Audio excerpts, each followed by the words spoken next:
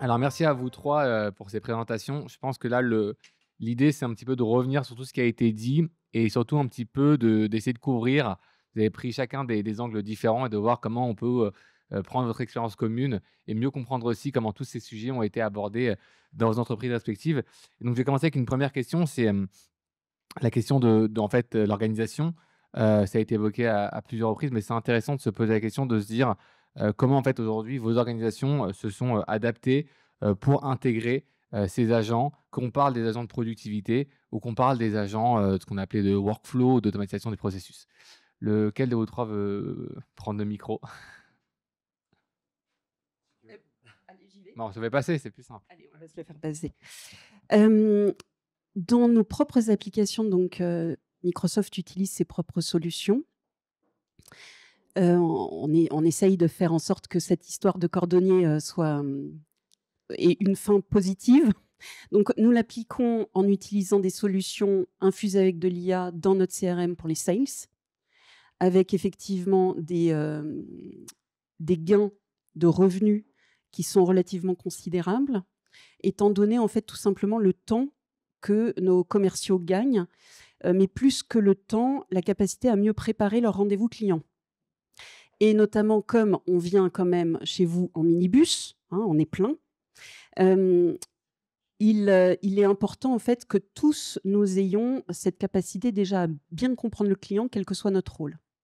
L'autre bénéfice, c'est que, quel que soit notre rôle, les comptes rendus sont, mis directement dans le CRM et en fait, ça, c'est le 2e point qui est important pour nous.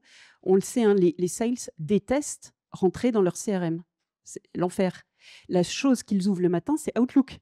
Ou voilà. Et donc notre objectif, en mettant en place, l'IA pour les sales, c'est vraiment de faire en sorte qu'ils n'aient plus à renseigner le CRM, mais que le CRM les renseigne. Ça, c'était vraiment donc le changement de paradigme.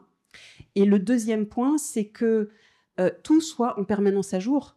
Le CRM, c'est la clé de voûte d'une organisation, notamment quand on parle de forecast, par exemple, hein, ce qui est vraiment clé. Et donc ce que l'on voulait, c'est arrêter la saine pression positive du vendredi soir, parce que tu comprends, la business review a lieu lundi. Donc ça, on a tenté, de mettre ça de côté avec des bénéfices. Le 2e exemple, c'est le service client. On a 43 000 conseillers clientèle dans le monde en 24/24.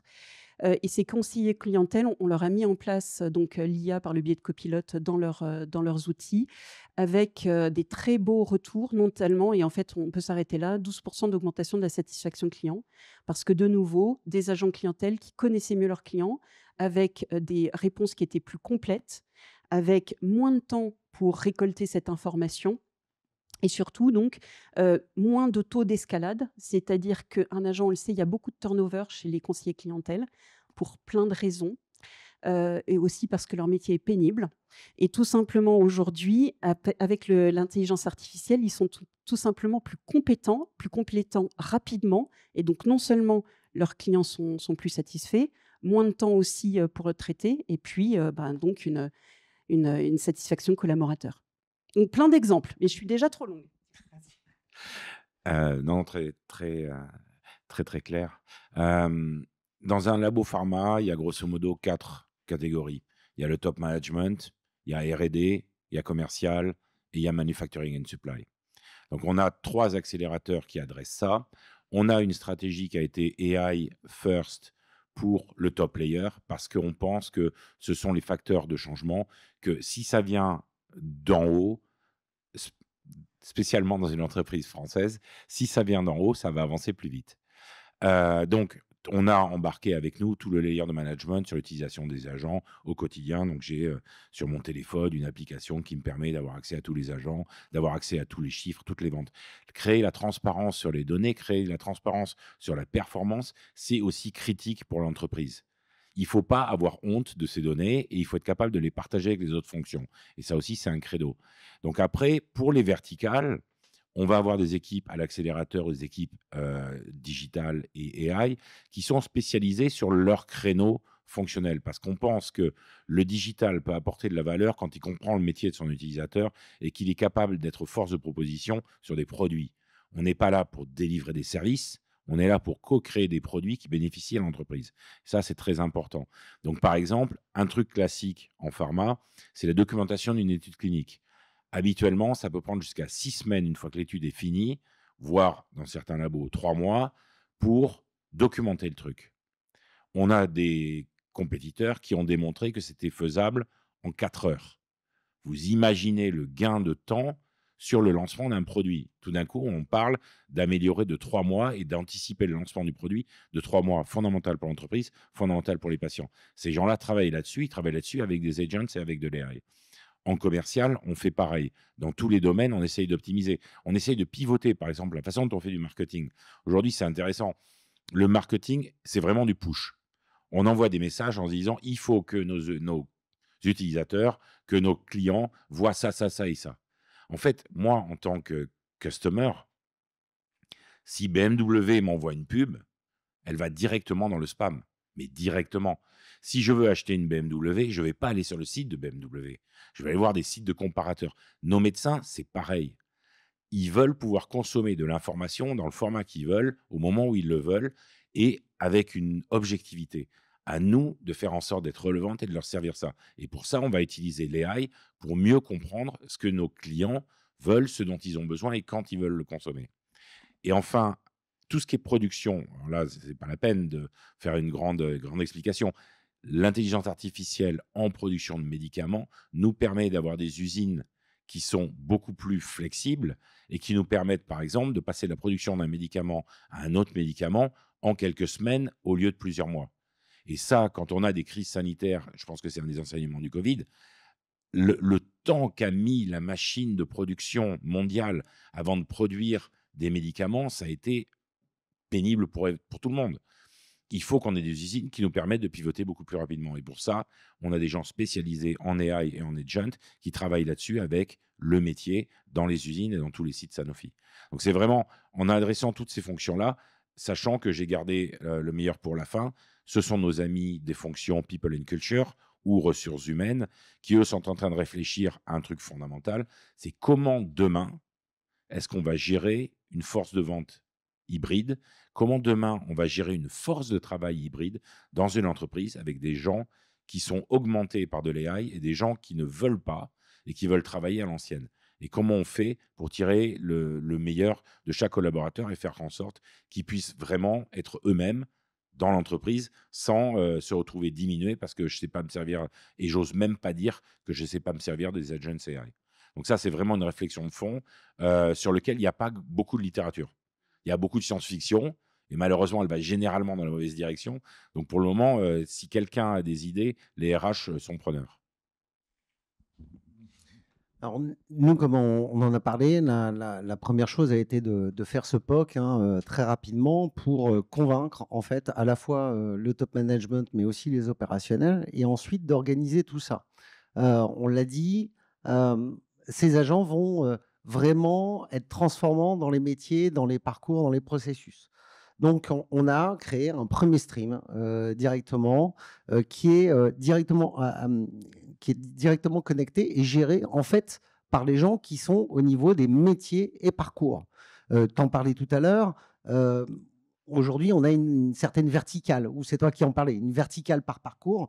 Et demain, ce sera, entre guillemets, la personne en relation client, le vendeur qui va traiter ma réclamation ou mon recouvrement. Et donc, on va avoir ce côté multi-agent. Donc, on a ce stream où les parcours et process vont devoir travailler ensemble, discuter ensemble de quelles sont les priorités des sujets à travailler. D'accord, et seront en fait aussi les réceptacles de la valeur dégagée de l'ensemble de ces process. Un deuxième stream, c'est bien sûr le stream technique. Le stream technique technique et capacité de prod sur 2 points. Un, d'abord, la sélection des plateformes, qu'est-ce qu'on peut mettre. Je pense pas, et je pense que ce sera très clairement comme ce qu'on retrouve souvent dans le cloud, ce sera pas forcément de la monoplateforme, ce sera de l'hybridation entre différentes technos, différents fournisseurs, différentes solutions, parce qu'en fonction des cas d'usage, on ira choisir telle ou telle solution. On va pas avoir la même le même bulldozer pour traiter, je ne sais pas, de la réclamation d'un fournisseur que de la relation client avec des millions d'appels par jour. Ça ne va pas être la même chose. Et puis, tu parlais tout à l'heure d'agilité.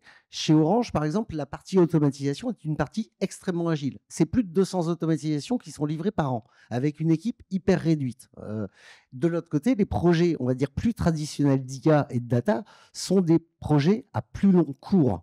Comment on arrive en fait à faire travailler ces deux populations, les data engineers, les data scientists, par exemple, et de l'autre côté, les gens qui vont produire les automatisations, plus dans un schéma, on va dire, un peu traditionnel d'APIisation du SI via du RPA ou autre. On parlait de MCP Co. Voilà, ça c'est notre deuxième stream. Et bien entendu, quelque chose qui va gérer en fait la cohérence de tout ça. Donc, c'est le stream qui est directement attaché au niveau du programme Data IA Automatisation sur évidemment l'upskilling, l'accompagnement en termes de compétences, la sélection des bons profils, tout ce qui peut être évidemment compliance, réglementation, sélection des partenaires et que sais-je. Voilà. Ça me fait penser à. Je vais réagir sur un des points que tu as dit qui est justement aujourd'hui, il y a pléthore de solutions qui existent sur le marché, pléthore de fournisseurs, et cette sélection un peu de cas d'usage, comme tu disais, par cas d'usage ou par thématique. En fait, aujourd'hui, de quelle manière vous abordez un autre point qui n'est pas tellement le choix du partenaire, mais le choix du make versus buy? C'est une question que moi j'entends tous les jours, c'est de se dire, il y a beaucoup de choix. Il y a des choix de provider, mais aussi parfois le choix de se dire, je vais avec un provider, mais est-ce que je construis ou je consomme les solutions qui sont déjà proposées? C'est quoi aujourd'hui, je pense surtout que cette question, elle est pour vous, Florent, Alexis, c'est comment aujourd'hui vous faites ce choix-là et peut-être quels sont aujourd'hui les axes que vous prenez en compte pour faire ces choix-là? Bien sûr, quand c'est Microsoft, on buy. Vous pouvez dire. J'avais à la faire. Je vais la faire. Non, c'est une vraie question. C'est une vraie question qui se pose à chaque cas, en fait. Donc, on a bâti une plateforme de GenAI et on est en train de bâtir notre framework agentic et tout ça. Par contre, à chaque cas, va se reposer la question, est-ce que ça a de la valeur ajoutée que nous fassions du build par rapport à une solution qu'on peut acheter? Et il n'y a pas de règle d'or, honnêtement. Alors après, ce qu'on peut observer, c'est que plus on va être sur un domaine stratégique, plus on va être sur de la donnée qui est sensible, plus on va avoir tendance à faire du build plutôt que de faire du buy. Mais il y a vraiment pas de règle d'or, honnêtement. Si on trouve un bon partenaire qui vient avec une solution intelligente, qui s'intègre bien et qui remplit une fonction qui nous prendrait plusieurs mois à développer, c'est pas forcément intéressant chez nous de faire du build. Oui, je pense que Florent a donné la réponse tout à l'heure aussi. Je pense que le gros différenciant va être d'abord dans la taille des cas d'usage, parce que je pense qu'il y a des solutions sur étagère. Je pense que personne n'ira, ou très peu, faire son propre build, par exemple, sur des solutions type speech to text ou des choses comme ça qui vont derrière retravailler les infos. Après, je pense qu'il y a deux notions, évidemment la sécurité, la compliance et tout ce qui va bien derrière. Et puis, tu en as parlé tout à l'heure, c'est le différenciant.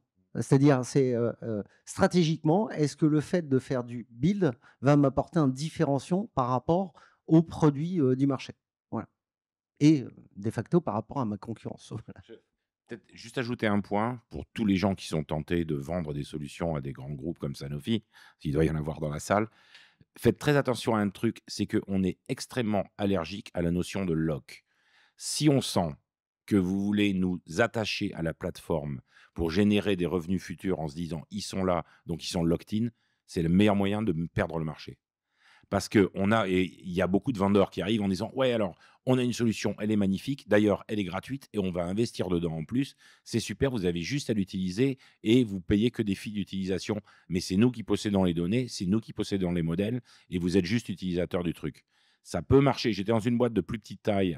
J'ai fait AstraZeneca, puis Grunenthal, qui était de taille moyenne. Ça marche pour ce genre de business parce que quand on a une boîte de taille moyenne, on n'a pas les moyens de déployer une plateforme avec des data scientists, avec des ingénieurs, avec tout ça. C'est très compliqué. Donc, on a tendance effectivement à faire du buy. Quand on a les moyens, quand on est un grand groupe, on ne va pas vouloir s'attacher de façon définitive à quelques vendeurs que ce soit. Il faut qu'on ait la flexibilité de passer de l'un à l'autre. Donc, le business model qui consiste à loquer un customer dans son business, c'est une très mauvaise idée.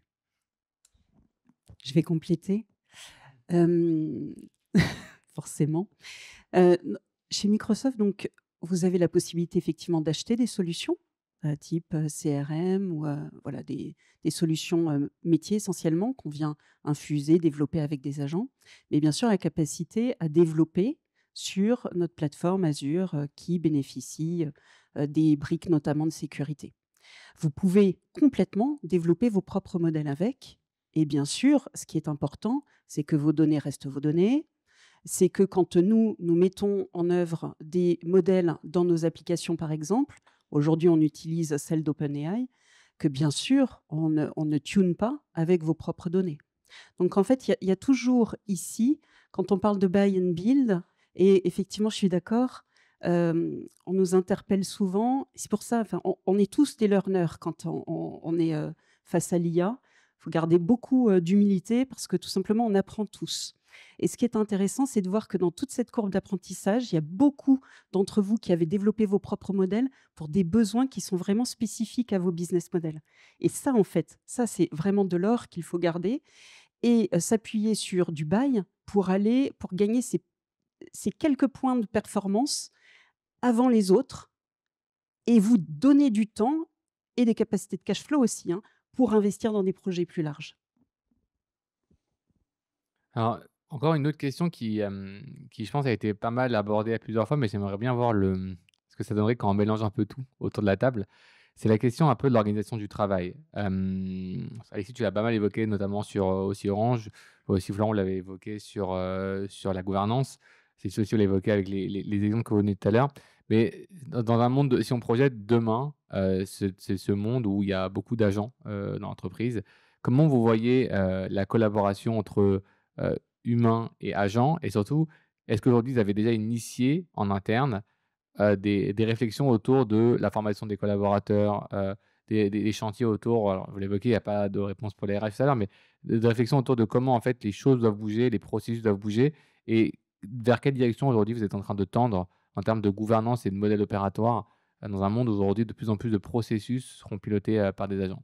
Et peut-être un dernier angle intéressant, c'est du coup par rapport à tout ça aujourd'hui, quel est le degré de délégation et comment vous contrôlez aussi un peu tout ça pour s'assurer qu'il y a quand même ce qu'on appelle human in the loop. Voilà. Je sais pas qui veut se jeter dans la piscine.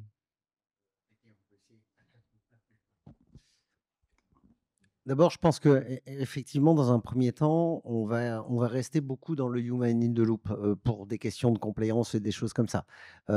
Et ça va permettre en fait de transformer les choses et d'établir la confiance. On parle souvent de trust layer en termes de sécurisation des données, mais je pense qu'il y a aussi un gros aspect trust layer en termes de confiance du collaborateur et de cette collaboration avec l'IA.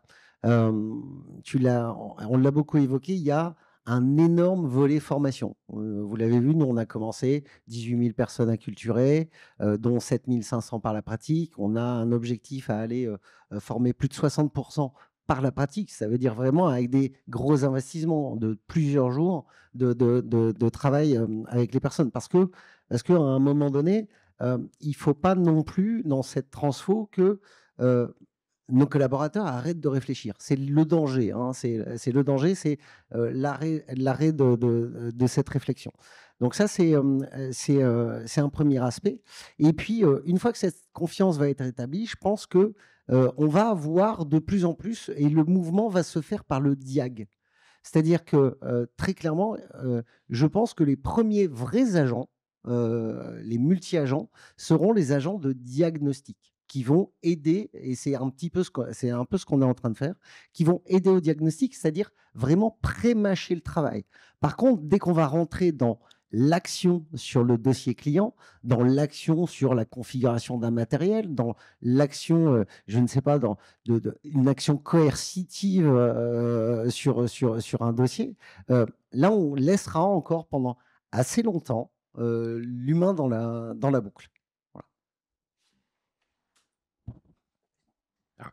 Bon, je ne vais pas répéter, je suis tout à fait d'accord avec ce que tu fais, juste peut-être un ou deux points.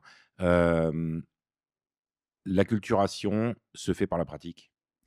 Il faut donner aux collaborateurs un environnement de travail dans lequel ils puissent utiliser, notamment simplement la GenAI, tu vois, même sans aller jusqu'au niveau des agents. Mais il faut le personnaliser un peu, donc on va dire que ça ressemble à un agent. Pour moi, un agent doit prendre des actions, et pour le moment, on est vraiment sur des agents plus conversationnels. Mais par exemple, avoir la possibilité de valider leurs documents. C'est un truc très simple. C'est, j'ai fait un plan marketing, par rapport aux best practices, il en est où mon plan marketing? Qu'est-ce qui manque? Comment je peux l'améliorer? Il faut habituer les gens à faire ça au quotidien, qu'ils aient l'impression qu'ils ont toujours un buddy qui est là, qui connaît leur métier, qui a accès à toutes les sources de données, qui peut aller chercher des insights, qui peut éventuellement prendre des actions en envoyant un email à quelqu'un ou en fixant un rendez-vous à quelqu'un d'autre pour les aider à améliorer leur pratique quotidienne. Donc ça, c'est vraiment un axe fort sur lequel on est en train de travailler. Deuxième axe, c'est responsabiliser les gens sur la gestion de l'insight et sur la gestion de l'information. On a eu beaucoup de mal à mettre en place de la data governance. Déjà, du côté métier, les gens sont là, mais pourquoi est-ce que je devrais être responsable de ma donnée? C'est vous, les informaticiens, débrouillez-vous avec ça. Et votre data lake, là, il faut qu'il soit clean. Et généralement, le débat reste à ce niveau-là.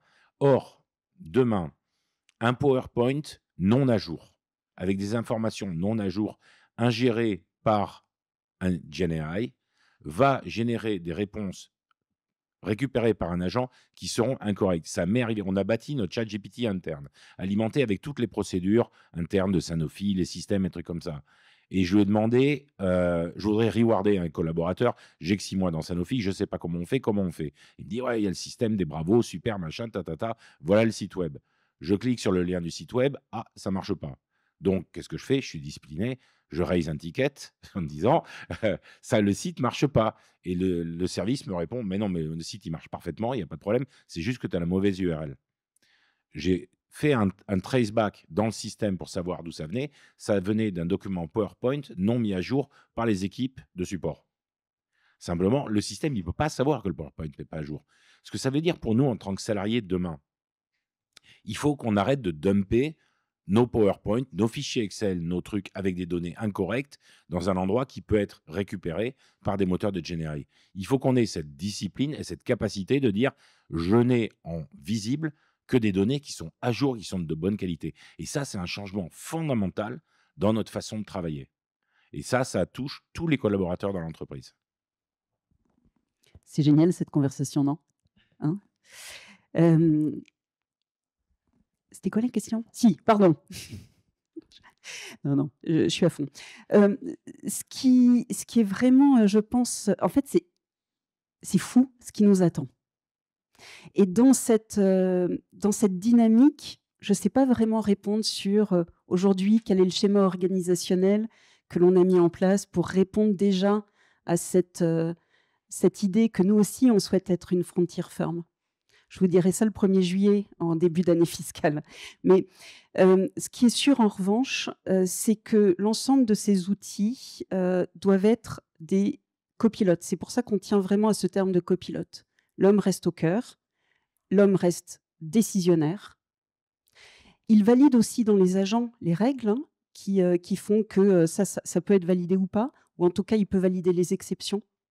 Et donc, toute cette dynamique, elle est vraiment importante, qui nécessite aussi de l'acculturation avec 2 points essentiels, l'esprit critique et la curiosité. L'esprit critique, quelles sont les sources? Je sais que j'utilise de l'IA, il faut absolument qu'on sache en permanence que c'est généré par de l'IA. On sait que donc il peut y avoir une erreur aujourd'hui, demain encore certainement. Et donc, je suis en charge, moi, de vérifier, comme tu l'as fait, de cliquer sur le lien et de comprendre d'où ça vient. Et donc ça ne peut venir qu'avec de la curiosité, qu'on va aussi enseigner à nos enfants. Tu utilises ChatGPT, c'est très bien, mon garçon. Est-ce que tu penses que ce qu'il vient de te sortir est cohérent? Parce que si je pose la question, quelle était la couleur du cheval vert de Henri, etc. Henri IV, merci. Il va me répondre vert. Donc, en fait, ça, c'est vraiment un exemple tout bête, mais qui dit que sans esprit critique, alors on va dans le mur. Donc, moi, j'ai vraiment hâte de voir ce qu'on va faire avec, comment nos organisations vont tourner. Pour ça que vraiment toutes les discussions qu'on peut avoir avec nos clients, de nouveau, on apprend tous en ce moment avec nos expertises. Ça va être super. Merci à vous trois et merci à vous d'être venus. Donc juste, là, on va rester quelques instants dans la salle avec vous. Si vous avez des questions, si vous êtes timide, vous prenez pas la parole en public, il n'y a pas de problème. Et puis, on vous retrouve fin novembre, je crois que c'est le 23 et le 20... 24, 25, 20 26 au Grand Palais pour notre événement Adopt AI, donc qui va réunir un petit peu toutes nos problématiques agentiques en particulier. Et on sera ravis également de vous accueillir. Donc retenez bien la date, fin novembre, 24, 25, 26. Et on vous y attend tous. Et merci encore pour votre attention et à très vite. Merci.